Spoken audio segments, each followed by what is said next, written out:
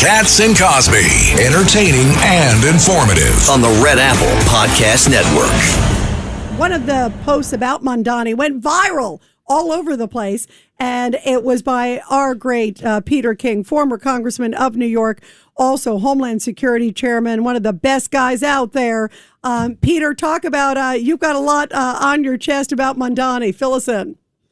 Yeah, first of all, what he's talking about with Benjamin Netanyahu talking about prosecuting, arresting him is absolutely disgraceful. He can't be done. He knows it can't be done.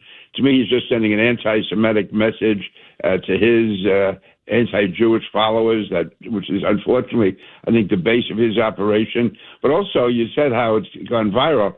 When I contacted you last night, it was 500,000. Now it's over 1 million. And this is no tribute to me. That's over 1 million. And basically, I was attacking Mamdani for going after Netanyahu, saying that this was an assault, really, on the Jewish community. And also, it's a signal. He knows he can't do it. It's illegal. It couldn't be done. But by doing that, all he's doing is increasing racial tensions, religious tensions, and trying to show that he is not intimidated by those who go after him because of it. I mean, he's the guy who said that he wants global intifada. He's the one who was silent when Colombia was being overtaken by the Hamas elements. So this guy, he's not making mistakes. He knows what he's saying, and I think it's evil motive, but he knows what he's doing. Yeah, I mean, I just said that too. It's not like he's stupid. He knows that when he says that, he's churning up the base, and it's the same rhetoric like you just said. And this is the same guy who didn't want to participate, remember, in the Israel Day parade. One of the most shocking things I think that he said, you guys, was when he was asked about it, about the Israel Day parade, he's like, well, you know how I feel. And today he just doubled, tripled down on the comments about Netanyahu, saying the International Criminal Court says he's a war criminal, and they went on and on and on. So it's clear what his sentiment is, Peter.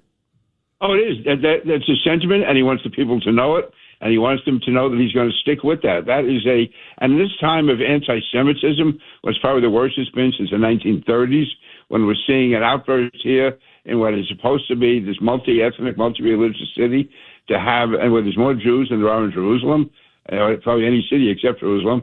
And the fact is that he says this over and over again. These aren't mistakes. These aren't where he's not familiar with the words he's using. He knows exactly what he's saying. Going back to Hamas, how he wants to make a global intifada, how he basically finds ways to either defend or minimize the allegations against Hamas. And he's just, again, he knows what he wants to do, and he wants to make it clear that he is not going to be in any way tied to the Jewish community. And also, and when I say anti-Semitic, that also is a cover for being anti-American, because they are our closest ally, certainly in the Middle East, if not in the world. And he knows that by doing that, he's going right to the heart of American foreign policy. And also, he also knows that by using the words he's using, it's just rekindling the anti-Semitism which prevailed here in the 1930s.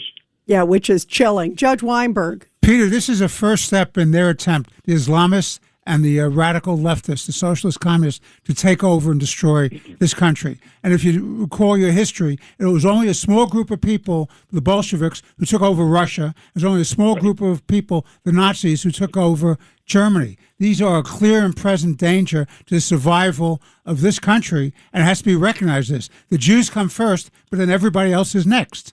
Your thoughts? Well, that's what I always say. Just because I'm not Jewish and somebody else is not Jewish means nothing, because we are, first of all, you should stick up for all people no matter what. But also, just from a question of survival, if they get the Jews first, the rest of us are coming second, and who else is third? It's all part of a plot to undermine our society, to undermine the basic underpinnings of what America is all about.